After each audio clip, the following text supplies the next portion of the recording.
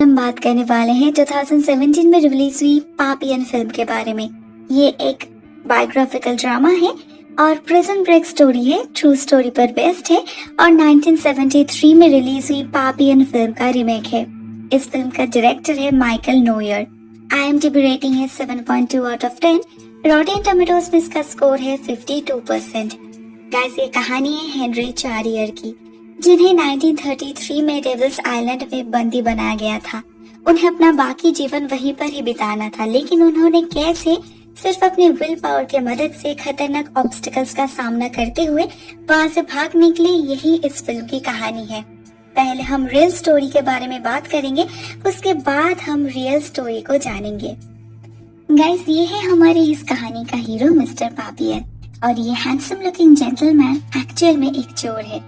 वो बहुत ही इजीली किसी भी तिजोरी को लूट सकते हैं। फिल्म के स्टार्टिंग में हम उसे ऐसे ही एक मिशन में देखते हैं और वहाँ से उसे बहुत सारे डायमंड्स मिलता है। उनमें से 70% वो अपने बॉस को देता है और बाकी पीसेस को अपने पास ही रख लेता है चुपके से। वो जब अपने बॉस से मिलने गया था, वो देखता है वहाँ पर एक आदमी को वो लोग बहुत बुरी तरह से मार रहे थे, लेकिन वो बिल्कुल भी हैरान नहीं होता, क्योंकि उन जैसे लोगों के लिए ये बहुत ही कॉमन बात है। वो घर लौट आता है और अपने गर्लफ्रेंड नेनेट के साथ वक्त बिताता है। उसकी गर्लफ्रेंड उसके साथ सेटल होना चाहती है, एक घर खरीदना चाहती है, तो पापियन उससे सिर्फ 6 महीने का वक्त मांगता है। लेकिन उनका ये प्लान चौपट हो जाता है, क्योंकि नेक्स्ट डे सुबह होते ही उसे अरेस्ट कर लिया जाता है। उस पर आरोप है उसने किसी का खून किया है। असल में लास्ट नाइट वो जब अपने बॉस से मिलने गया था, वहाँ पर जिस आदमी को वो लोग मार रहे थे उसकी लाश मिली है और एक आदमी ने पापियन को देखा है वहाँ पर। तो शायद पुलिस को लगता है वो ही खूनी है, या फिर उसके बॉस ने ही उसे इस मर्डर केस में फ्रेम किया है। बस यहीं से शुरू होती है उसकी प्रिजन लाइफ। उसकी गर्लफ्रेंड नेनेट उसके लिए अपील करना चाहती है, मगर पापियन उसे मना करता है, क्योंकि वो जानता है यहाँ पर उसकी अपील कोई काम का नहीं। इस वजह वो यहाँ से भागने की कोशिश करेगा and hopefully he will succeed. लेकिन उसे नहीं पता इसमें कितना वक्त लगेगा, तो वो अपनी गर्लफ्रेंड को उसके लिए वेट करने से मना करता है। नेक्स्ट डे उसे और भी हजारों प्रिजनर्स के साथ शिप में पेनल कॉलोनी फ्रेंच गियाना की तरफ भेजा जाता है।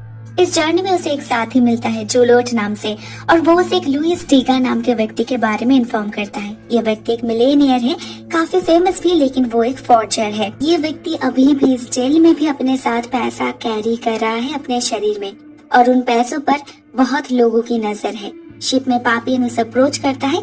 अगर डेगा उसे पैसा देता है तो वो उसका सेफ्टी इंश्योर कर सकता है, मगर डेगा नहीं मानता। उसे लगता है उसे पैसा देने से बेहतर है वो किसी गार्ड को दे। पापियन उसे और कुछ नहीं कहता, लेकिन उसी रात डेगा के बिल्कुल पास जो आदमी सो रहा था उसका खून हो जाता है, क्योंकि किसी को पता चल चुका था उसने अपने पेट के अंदर पैसा छुपाया है, और यहाँ के गार्ड्स को भी इस बारे में सब कुछ पता है। इस हादसे से डेगा बहुत डर जाता है और सुबह होने के साथ साथ वो खुद जाकर पापियन से मदद मांगता है। उसे बस सेफली आइलैंड तक पहुँचना है।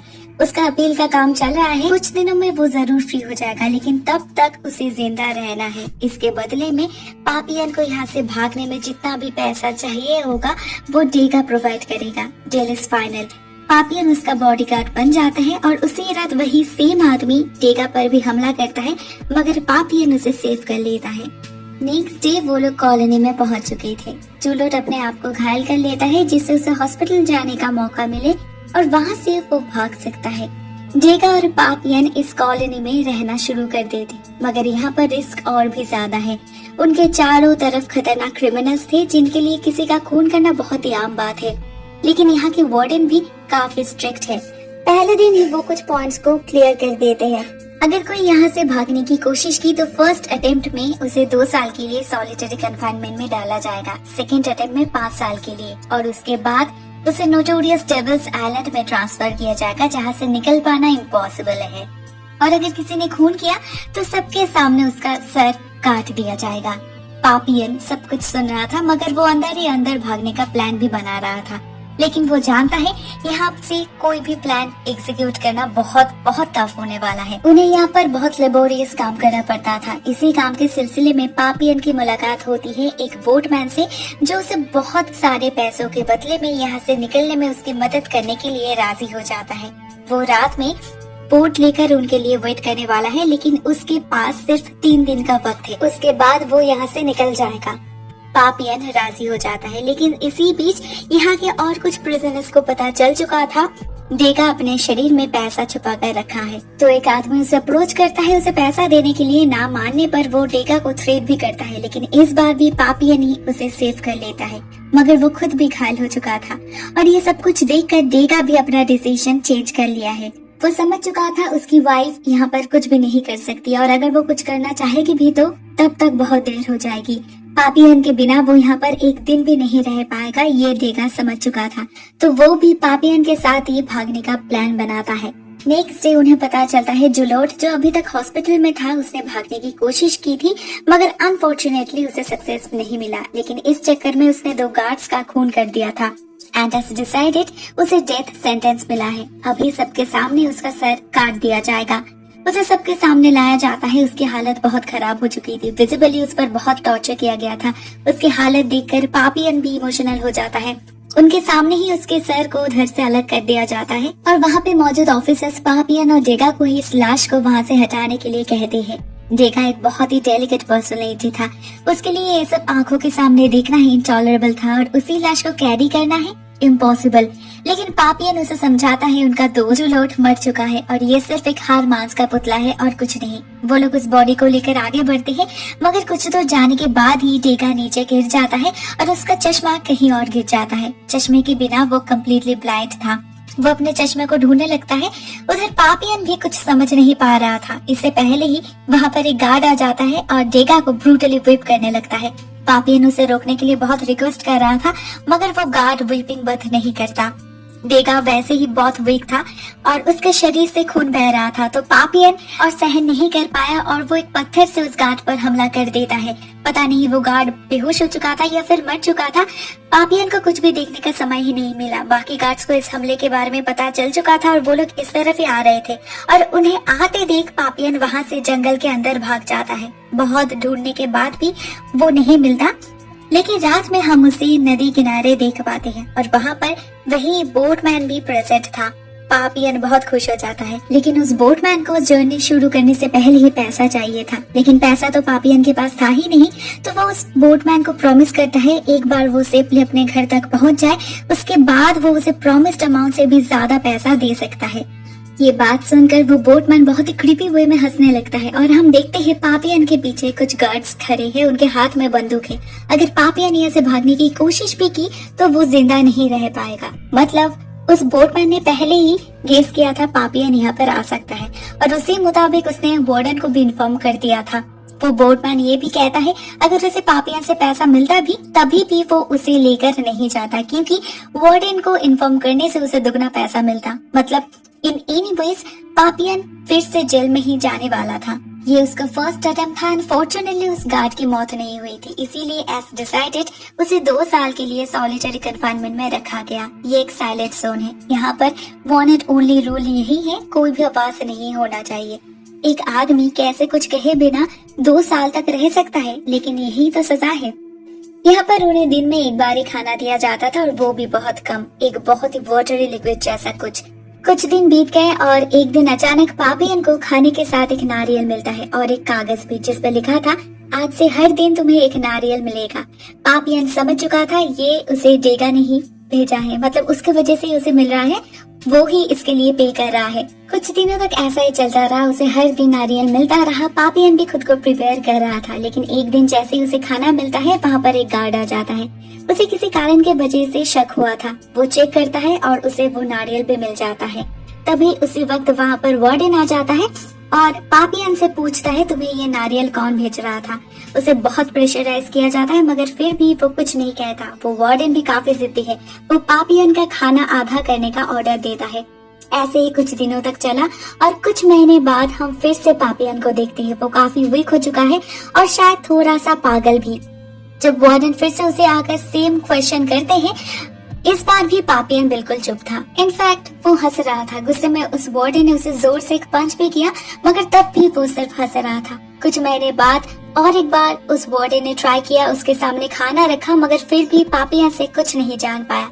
इसके बाद से ही पापियन जिस सेल में रहता था वहाँ कम्प्लीटली अंधेरा कर दिया गया। इतने दिनों तक इस सेल का सीलिंग ओपन था, लेकिन अभी उसे भी बंद कर दिया गया। अभी से उसका जीवन अंधेरे में बीतेगा। लेकिन कुछ दिन बाद उसकी हालत बहुत खराब हो गई और वो ऑलमोस्ट डेड हो चुका था, तो उसे इमीडिएटली हॉस्पिटलाइज किया गया। और वहाँ पर हम फिर से डेगा को देखते हैं। उसका लुक कम्प्लीटली चेंज हो चुका है और वो अपनी वार्डन का हेल्पर है, इन्फॉर्मेशन एंट्री करता है। वो हॉस्पिटल में पापियन से मिलने जाता है और उसे माफी भी मांगता है। उसकी वजह से उसे इतना कुछ सहना पड़ा। उसे लगा था पापियन कम्प्लीटली पागल हो चुका है, लेकिन असलियत कुछ और था। पापियन वाज कम्प्लीटली सेन और वो सिर्फ पागल होने का नाटक कर रहा था। पापियन और डेगा फिर से यहाँ से भागने का प्लान बनाते हैं और इस बार वो लोग और दो प्रिजनर्स को भी चूज करते हैं अपने साथ, और ये दोनों हैं सेलियर और मैजोरेट। सेलियर उनका पुराना इनमेट था और मैजोरेट से उनकी मुलाकात इसी हॉस्पिटल में हुई थी। डेगा के पास जितना भी बचा कुचा पैसा था उससे सेलियर एक बोट खरीदता है और वो लोग भागने का प्लान बनाते हैं। Next Sunday as planned Dega guards के ड्रिंक में सेडेटिव्स मिलाकर उन्हें बेहोश कर देता है और गेट की चाबी भी चुरा लेता है। इसके बाद वो लोग जंगल से होते हुए एक नदी में जा पहुंचते हैं और वहाँ पर उनके लिए एक फ्री लाइफ वेट कर रहा था। उन्हें बोट तो मिल जाता है मगर वो बोट बिल्कुल टूटा हुआ था। किसी तरह से वो लोग आगे बढ़ रहे थे मगर अचानक तूफान आ गया। बहुत जोर से बारिश भी हो रही थी। इट वॉज क्लियर ये बोट उन चारों लोगों की जान नहीं बचा पाएगा, तो सेलियर डेगा को मारने की कोशिश करता है, मगर तब भी पापियन डेगा का बॉडीगार्ड था। वो सेलियर को रोकता है तो सेलियर उसे भी मारने लगता है और पापियन को मरते हुए देख डेगा चाकू से सेलियर को स्टैब कर देता है, जिससे वहीं पर उसकी मौत हो जाती है। और वो लोग लोड कम करने के लिए उसके बॉडी को पानी में फेंक देते हैं, लेकिन समुद्री तूफान भयानक होता है। इसके बाद भी वो लोग खुद को संभाल नहीं पाते और उसके बाद उन्हें कुछ याद नहीं। जब उनका सेंस लौटता है तब वो लोग कोलंबिया में थे, एक कन्वेंट में। वो तीनों लोग बच गए थे और अपरेंटली सुरक्षित भी थे और उन्हें लगा था वो लोग अभी फ्री है। मगर कुछ ही समय बाद उन्हें पता चलता है इस कन्वेंट के जो लोग थे वो जानते थे ये लोग प्रिजनर्स थे और भागने की कोशिश कर रहे थे, तो उन लोगों ने बहुत पहले ही वार्डन को इन्फॉर्म कर दिया था। पुलिस आने पर ये लोग भागने की कोशिश करते, लेकिन तब तक बहुत देर हो चुकी थी। मैजोरेट को शूट कर दिया जाता है और डेगा और पापियन को अरेस्ट कर लिया जाता है। हम फिर से पापियन से मिलते हैं 5 साल बाद। ये उसका सेकेंड अटेम्प्ट था, इसीलिए उसे 5 साल के लिए सॉलिटरी कन्फाइनमेंट में रखा गया था और अभी 5 साल बाद उसे डेविल आइलैंड पे ले जा रहा है। अभी से वो वहीं रहेगा। इतने सालों में उसे डेगा का कोई भी खबर नहीं मिली थी। पता नहीं वो जिंदा है भी या नहीं, मगर डेविल्स आइलैंड में पहुंचते ही उसे डेगा मिल जाता है। पता चलता है वार्डन उससे कुछ ज्यादा ही नाराज था, इसीलिए उसे 5 साल पहले ही यहाँ पर भेजा गया था। दोनों दोस्त फिर से एक बार एक साथ थे। दोनों ही एज्ड हो चुके थे, लेकिन इन दोनों में मेजर डिफरेंस ये भी है, डेगा इतने सालों में इस आइलैंड में रहकर इस जगह को ही अपना घर बना लिया था। इसी जीवन से वो यूज्ड हो चुका था और यहाँ से भागने का कोई भी इंटेंशन उसके मन में नहीं था। और वैसे भी वो कहाँ जाएगा, किसके पास लौटेगा? उसके बीवी ने ऑलरेडी उसके वकील से ही शादी कर ली है। यहाँ से भागकर भी उसे छुपकर ही रहना होगा, इससे अच्छा वो यहाँ पर ही ठीक है। दूसरी तरफ है पापियन। वो इतने सालों से सॉलिटरी कन्फाइनमेंट में रहकर सिर्फ यही प्लान किया है वो कैसे यहाँ से भाग सकता है, और अभी भी वो यही सोच रहा है। लेकिन यहाँ से भागना बहुत मुश्किल है। आज तक यहाँ से कोई भी नहीं भाग पाया। यहाँ पर सिक्योरिटी बहुत ही लूज है, क्योंकि वार्डन को भी पता है यहाँ से भागने का मतलब है सुसाइड। ऊंची चट्टानों से घिरा इस जगह की हाइट बहुत ज्यादा है और मेनलैंड यहाँ से काफी दूर है। लेकिन पापियन लास्ट ट्राई करना चाहता है और वो कुछ दिनों तक बहुत अच्छे से ऑब्जर्व करता है और वो ये देखता है एक बार अगर वो किसी तरह से समुद्र में जंप कर पाया तो बाकी का रास्ता ज्यादा मुश्किल नहीं होगा। पानी के फ्लो से वो अपने आप मेनलैंड तक पहुंच जाएगा। वो इस प्लान को डेगा से शेयर करता है और डेगा उसे बहुत ही ज्यादा इनकरेज करता है, लेकिन इस बार वो उसका साथ नहीं दे सकता। वो यहीं पर रहना चाहता है, लेकिन वो पापियन को बहुत हेल्प करता है। वो लोग बहुत सारे नारियल को एक बैग में डालते हैं जिससे ग्रेजुअल एक राफ्ट बन जाए और नेक्स्ट डे सुबह होते ही वो लोग सी शोर की तरफ रवाना हो जाते हैं। पापियन अपने बेस्ट फ्रेंड को लास्ट गुड बाय कहता है और जंप करता है। Unfortunately he survived. ये उसका थर्ड अटेम्प्ट था और ये कामयाब रहा। Now he is a free man. साल है 1969 और हम पापियन को देखते हैं वेनेजुएला में। लीगली वो फ्रांस में अभी भी एक वांटेड क्रिमिनल है और वो अभी भी वहाँ नहीं लौट सकता और वो लौटना चाहता भी नहीं। हमें पता चलता है जेल में उसने जो कुछ भी देखा, जो कुछ सहा, सब कुछ के बारे में उसने एक डायरी में लिखा था और अभी वो चाहता है इस डायरी को पब्लिश करना। यहीं पर इस फिल्म की स्टोरी एंड हो जाती है, मगर रियल स्टोरी कुछ हद तक डिफरेंट है। हेनरी पापियन चैरियर, मतलब जो इस कहानी का रियल हीरो है, उन्होंने खुद कहा है ये फिल्म उनके जीवन से 75% मैच करता है। उनकी किताब पापियान से हमें पता चलता है उन्हें 1931 में रोलैंड लेपेटिट नाम के व्यक्ति के मर्डर चार्ज में अरेस्ट किया गया था और उनकी सजा थी लाइफ इम्प्रिजनमेंट और 10 साल की हर्ट लेबर। कुछ दिन तक उन्हें फ्रांस में ही एक जेल में रखा गया था और उसके बाद 1933 में उन्हें एक पेनल कॉलोनी में भेजा गया था जिसका नाम है prison of Saint Loreto Maroni. इसी साल उन्होंने यहाँ से भागने की कोशिश की और उनका साथ दिया एंड्रू मैटरेट एंड जोनास क्लाउसियाट नाम के 2 व्यक्ति ने। वो लोग यहाँ से भागने में कामयाब हुए और कुछ दिनों तक एक कोलंबियन विलेज में छुपे भी रहे, मगर 37 डेज लेटर उन्हें फिर से अरेस्ट किया गया। लेकिन पापियान नहीं रुका, उन्होंने फिर से एक बार अटेम्प्ट लिया और भागने में और कुछ महीने तक छुपे रहने में कामयाब भी हुए, लेकिन उसके बाद फिर से उन्हें अरेस्ट किया गया और इस बार उन्हें 2 साल के लिए सॉलिटरी कन्फाइनमेंट में डाला गया। 2 साल बाद वो और 7 साल के लिए इसी जेल में थे। बहुत बार भागने की कोशिश की लेकिन कामयाब नहीं हो सके। एट लास्ट उन्हें डेविल्स आइलैंड में भेजा गया, जहां से 1941 में वो भागने में कामयाब हुए, लेकिन रियलिटी में उनके साथ और एक व्यक्ति भी थे जो सरवाइव नहीं कर पाए और वो अकेला फ्रेंच गियाना जाकर पहुंचे थे। वहाँ पर उन्हें और भी कई सारे चाइनीज प्रिजनर्स मिले जो एक साथ भागकर ब्रिटिश गियाना में जा पहुंचे। ऑलमोस्ट 1 साल वहाँ पर बिताने के बाद वो और कुछ प्रिजनर्स के साथ मिलकर वेनेजुएला जा पहुंचे, लेकिन वहाँ पर उन सभी को अरेस्ट कर लिया गया और 1 साल की सजा सुनाई गई। 1 साल बाद फाइनली पापियन को रिलीज किया गया विद आईडी पेपर्स। इसके 5 साल बाद 1949 में फाइनली पापियान को वेनेजुएलन सिटीजन डिक्लेयर किया गया। दोस्तों, ये डिटेल्स हमें पापियान नाम की किताब से मिलता है, लेकिन कई क्रिटिक्स का दावा है इस कहानी की only 10% he such. In fact French officials तो इस बात से कम्प्लीटली डिनाई करते हैं कि पापियान कभी डेविल्स आइलैंड में गए भी थे।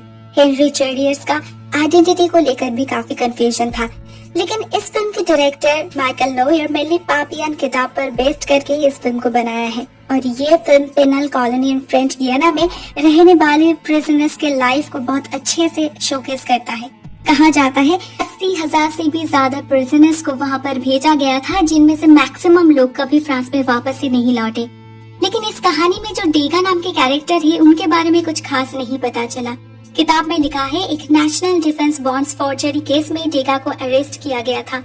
अब रियलिटी में 1925 में एक ऐसा केस हुआ था, मगर वहाँ पर डेगा नाम का कोई भी रेफरेंस नहीं मिलता, तो मे बी डेगा नाम से कोई कैरेक्टर एक्चुअल में था ही नहीं। मे बी वो 2 या 3 कैरेक्टर्स का फ्यूजन था जिनके साथ पापियन जेल में मिले थे, या फिर वो सिर्फ और सिर्फ उनका इमेजिनेशन था। इवन उन्होंने अपनी किताब में डेविल्स आइलैंड का जो डिस्क्रिप्शन दिया था वो भी रियलिटी से बहुत ही ज्यादा डिफर करता है, लेकिन ये फिल्म उनकी पर्सपेक्टिव बेस्ट है and definitely worth the watch. It's an amazing story with brilliant acting. Guys, मैं ये वीडियो यहाँ पर ही एंड करती हूँ। Thank you so much for watching this video guys.